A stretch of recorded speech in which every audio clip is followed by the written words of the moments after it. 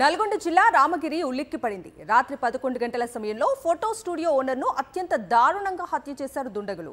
నక్రేకల్కు చెందిన సురేష్ మణికంఠ పేరుతో photo studio నిర్వహిస్తున్నారు. ఇద్దరు వ్యక్తులు ల్యాబ్లోకి వచ్చి కత్తులతో నరికి అత్యంత దారుణంగా హత్య చేశారు. మరింత సమాచారం మా ప్రతినిధి అశోక్ రెడ్డి అందిస్తారు.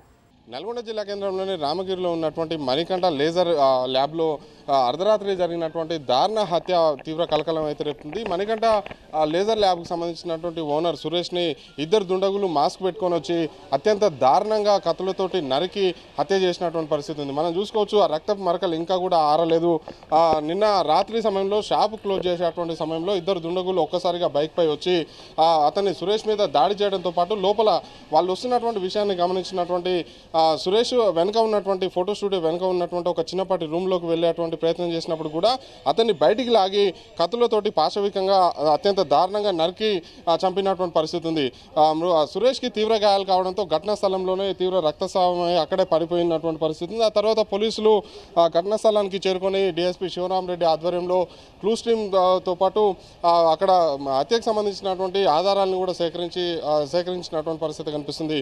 అందులో ఉన్నటువంటి సీసీ ఫుటేజ్ ఆధారంగా ప్రస్తుతం అయితే విచారణ చేస్తున్నారు. ఇద్దరు నిందితులు కూడా హత్య చేసిన అనంతరం పరారైపోయినటువంటి పరిస్థితి ఉంది. ఇక్కడ ప్రత్యక్ష సాక్షి అపార్ట్మెంట్ సంబంధించినటువంటి వాచ్మెన్ శ్రీను మనతో పాటు ఒకసారి మాట్లాడదాం. ఎన్ని గంటలకు జరిగిందండి ఇది? 10:30 అట్లా జరిగింది. అసలు అంటే ఏం జరిగింది? ఇప్పుడు అది కుట్రనో ఏదో మనకైతే లేదు, తెలియదు. అది మనకైతే తెలియదు. అది ఎంతమంది వచ్చారు, ఎంతమంది వచ్చింది కూడా తెలియదు. అది సీసీ ఇద్దరు వచ్చారని చెప్పారు. అంటే గతంలో అతన్ని ఏమైనా బెదిరించేలాంటి ఇట్లా గొడవ లాంటి ఏం లేదు వాళ్ళకు. ఇప్పటి నుంచి చెప్పట్లేదు, అలాంటి కక్షలు అనేది లేనే లేదు. ఈ సురేష్ ఎక్కడ మీకు ఏమైనా ఐడియా ఉందా? నకరికెళ్ళంట. అంటే అతను ఎప్పుడైనా చెప్పిండే ఫ్యామిలీ డిస్ప్యూట్స్ ఉన్నాయని అట్లాంటి మీతో ఏం చెప్పలేదు. మాకు అలాంటి అయితే ఏం చెప్పలే.